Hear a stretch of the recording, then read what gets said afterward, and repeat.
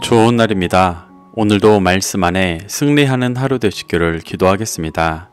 오늘 생명의 산 본문은 에스겔 4장 1절부터 17절입니다. 오늘 본문에서는 하나님께서 에스겔에게 세 가지 상징적인 행위를 해 예루살렘이 심판받게 될 것을 예언하게 하시는 모습이 나옵니다. 이 구절들을 통해 하나님께서 무엇을 말씀하시는지 살펴보도록 하겠습니다. 1절부터 3절입니다. 너 인자야, 토판을 가져다가 그것을 내 앞에 놓고 한 성읍 곧 예루살렘을 그 위에 그리고 그 성읍을 에워싸되 그것을 향하여 사다리를 세우고 그것을 향하여 흙으로 언덕을 쌓고 그것을 향하여 진을 치고 그것을 향하여 공성퇴를 둘러세우고 또 철판을 가져다가 너와 성읍 사이에 두어 철벽을 삼고 성을 포위하는 것처럼 에워싸라. 이것이 이스라엘 족속에게 징조가 되리라. 1절부터 3절까지는 예루살렘 성의 포위 장면을 예고하는 토판을 그리게 하시는 모습이 나옵니다. 그리고 그 토판에 그리는 내용을 2절부터 3절에서 자세히 알려주십니다. 하나님은 바벨론이 예루살렘 성을 에워싸 사다리를 세우고 흙으로 언덕을 쌓고 진을 형성하고 공성퇴를 둘러세우고 철판을 가져다가 철벽을 삼아 포위하는 모습을 그리게 하셨습니다. 이 모습은 전형적인 공성전의 모습이었으며 외부로 도망가거나 양식이나 혹은 기타 물자를 공급받을 수 없도록 철저하게 포위하여 궁지에 몰리게 하는 상황을 표현하는 것입니다. 이 당시 이스라엘은 이미 2차례나 바벨론에게 굴복해 포로로 끌려갔던 상황이었음에도 여전히 하나님께서 예루살렘을 보호하실 것이고 바벨론을 심판하실 것이라는 거짓 예언을 쫓고 있었습니다. 그런 기조 속에서 에스겔이 토판을 통해 보여주는 예언은 유다 백성들이 매우 받아들이고 싶어하지 않은 메시지였습니다. 더구나 예루살렘에 남아있던 자들은 포로로 끌려간 자들이 그들의 죄로 인해 끌려갔다고 여기며 죄를 돌리고 있었기 때문에 그 포로의 무리 중에 있는 에스겔의 예언을 더욱 받아들이고 싶어 하지 않았었습니다. 하지만 하나님은 예루살렘에 남아있는 자들이 자신의 죄를 회개하지 않는 패역함으로 인해 멸망할 것이라는 것을 계속해서 말씀하시며 그들이 중심을 돌이켜 다시 거룩한 제사장 나라로 살아갈 수 있도록 인도해주고 계십니다. 4절부터 8절입니다. 너는 또 왼쪽으로 누워 이스라엘 족속의 죄악을 짊어지되 내가 눕는 날수대로 그 죄악을 담당할지니라. 내가 그들의 범죄한 횟수대로 내게 날수를 정하였나니 곧 390일이니라. 너는 이렇게 이스라엘 족속의 죄악을 담당하고 그 수가 차거든 너는 오른쪽으로 누워 유다 족속의 죄악을 담당하라. 내가 내게 40일로 정하였나니 하루가 1년이니라. 너는 또 내 얼굴을 에워싸인 예루살렘 쪽으로 향하고 팔을 걷어 올리고 예언하라. 내가 줄로 너를 동일이니 내가 에워싸는 날이 끝나기까지 몸을 이리저리 돌리지 못하리라.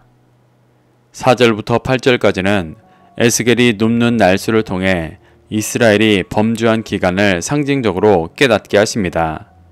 먼저 에스겔이 390일간 왼쪽으로 누워있게 하시며 이스라엘 족속의 390년간의 죄를 짊어지라고 말씀하십니다. 여기서 이스라엘 족속은 북이스라엘을 의미합니다. 또 누워있다는 것은 영적으로 죽어있는 것을 의미합니다. 그래서 8절에서 몸을 이리저리 움직이지 못한다고 말씀하시며 생명을 잃어버린 모습을 보여주시는 것입니다. 하나님은 에스겔이 390일간 죽은 자의 모습으로 생명력 없이 살아가며 북이스라엘의 죄악된 모습의 결과를 깨닫게 하도록 인도하시는 것입니다. 또 하나님은 에스겔에게 40일간 오른쪽으로 누워 유다 족속의 40년간의 죄를 담당하라고 말씀하십니다. 이 역시 남유다의 영적으로 죽어있는 시간을 보여주시는 것입니다. 합쳐서 총 430년간의 시간은 이스라엘의 범죄한 시간을 말씀하시는 것인데 이것이 정확히 언제부터 언제를 의미하는 것인지에 대해서 여러 의견들이 존재합니다. 저는 이 시간을 다윗이 나라를 통일해 완전한 제사장 나라의 모습을 이루고부터 약 430년이 지나 남유다가 망한 데까지의 시간으로 봅니다. 그리고 390년간의 시간은 다윗이 나라를 통일하고 약 390년 후인 기원전 626년에 예레미야 선지자가 남유다의 심판을 예언하기 시작한 때로 봅니다. 엄밀히 말해 북이스라엘은 예레미야가 예언하기 전에 아수르에 의해 멸망당했었지만 여전히 아수르에 의해 흩어져 살았었고 바벨론에 의해 아수르가 멸망당하며 그 형태마저 잃은 것으로 보는 것입니다. 그리고 그때부터 정확히 40년 후인 기원전 586년에 예루살렘은 무너지게 됩니다.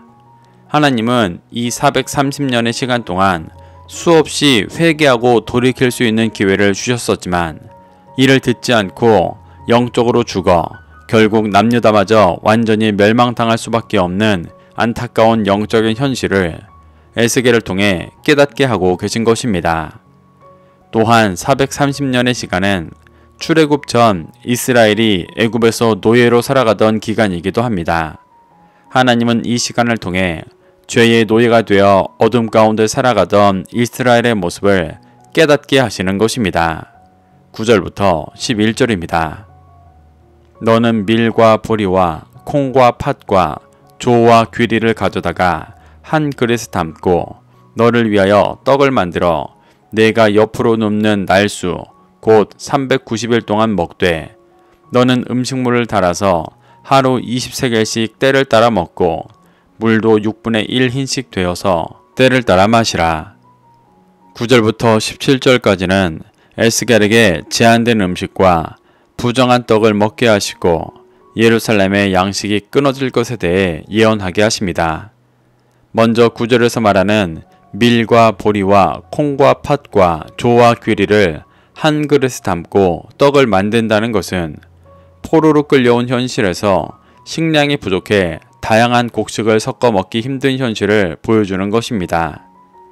하나님은 죄를 기억하는 390일의 시간 동안 이 떡을 먹으며 죄의 열매를 기억하라고 말씀하시는 것입니다. 이 음식물을 하루 20세겔씩과 물 6분의 1 흰씩을 때를 따라 먹으라고 말씀하시는데 20세겔은 약 230g으로 성인이 한 끼에 먹기에는 매우 적은 양이었고 물 6분의 1 흰도 약 600ml로 하루에 먹기에 매우 적은 양이었습니다. 이 떡과 물은 육신을 위한 양식을 말하는 것이기도 했지만 그들의 영을 채우는 영의 양식을 말하는 것이기도 했습니다. 하나님은 에스겔에게 이스라엘이 430년간의 죄의 열매로 매우 적은 음식과 턱없이 부족한 진리만을 먹을 수밖에 없는 현실에 대해 말씀해 주고 계신 것입니다.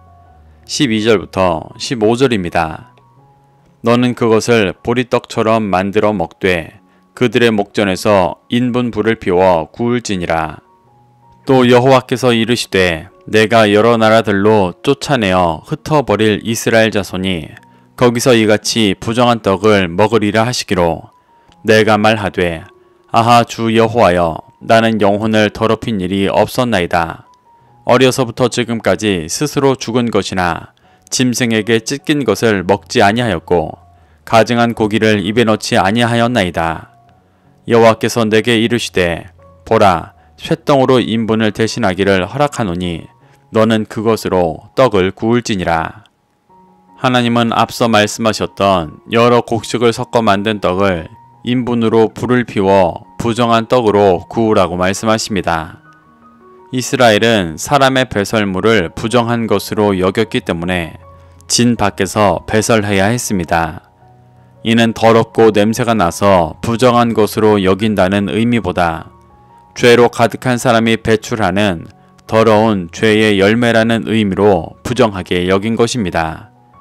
하나님은 이스라엘이 430년 동안 불순종하고 죄악 가운데 살아가던 결과를 상징하는 부정한 인분으로 불을 피워 부정한 떡을 구우며 계속해서 진리가 아니라 거짓되고 더러운 말씀을 쫓고 말하고 있는 이스라엘의 중심을 드러내고 계시는 것입니다. 하나님은 이스라엘이 죄로 인해 흩어져 이 열매를 먹게 될 것이라고 말씀하시며 이스라엘의 죄의 결과를 상징적으로 보여주고 계십니다. 하나님의 이 명령에 말씀을 쫓아 살아가던 에스겔은 지금까지 말씀을 쫓아 영혼을 더럽힌 일이 없다고 말합니다. 그는 율법에서 금했던 스스로 죽은 것이나 짐승에게 찢긴 것을 먹지 않았고 가증한 고기를 입에 넣지 않아 부정하게 되지 않았다고 주장하며 인분을 태우는 명령을 제고해 주시기를 구하고 있습니다. 이는 자신의 뜻과 의견이 하나님보다 높다고 주장하는 교만함을 드러내는 것이 아니라 어떻게 해서든 하나님의 뜻을 이루기를 소망하는 중심을 보여주는 것입니다.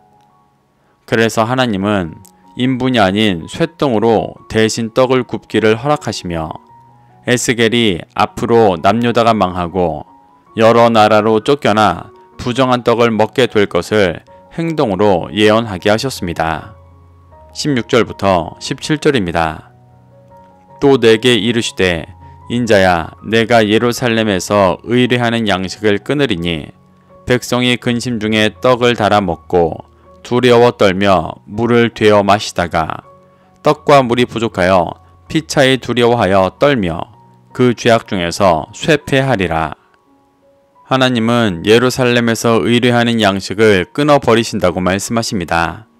양식은 육신을 채울 음식을 말하는 것과 동시에 영혼을 채울 영의 양식을 말씀하시는 것입니다. 16절에서 의뢰하다의 원어 마테는 지팡이라는 뜻으로 의지한다는 의미도 있습니다. 하나님은 예루살렘에 의지하는 세상의 양식을 끊으시고 고난을 주셔서 근심 중에 떡의 무게를 달고 물도 도량하여 매우 부족한 양식을 먹게 될 모습을 말씀하십니다. 그래서 떡과 물이 부족해 두려워하고 떨 것인데 그 이유가 죄악 때문이라고 명확히 말씀해주고 계십니다. 하나님은 회개하지 않는 예루살렘에 진리가 메말라 버릴 것이라고 말씀하시는 것입니다. 이렇게 하나님은 에스겔에게 상징적인 행위를 명하시며 이스라엘이 오랜 시간 동안 하나님의 말씀을 듣지 않고 불순종했던 죄악을 드러내시고 그 결과로 매우 적은 음식과 메말라 버린 진리로 비참한 영적인 열매를 보여주고 계십니다. 우리는 이러한 말씀 속에서 교훈받아 우리의 신앙생활은 하나님의 말씀을 따라 살아가며 하나님을 기쁘시게 하는 신앙생활인지 돌아보게 되시기를 축복합니다. 그래서 혹 유다 백성들과 같이 죄로 인해 비참한 열매를 맺어가면서도 회개하지 않아 심판을 향해 가고 있는 중심을 보게 된다면 회개하고 돌이켜 온전한 진리의 길을 쫓게 되시기를 소망합니다. 오늘도 이 말씀을 심령에 새겨 승리하는 하루 되시기를 기도하겠습니다.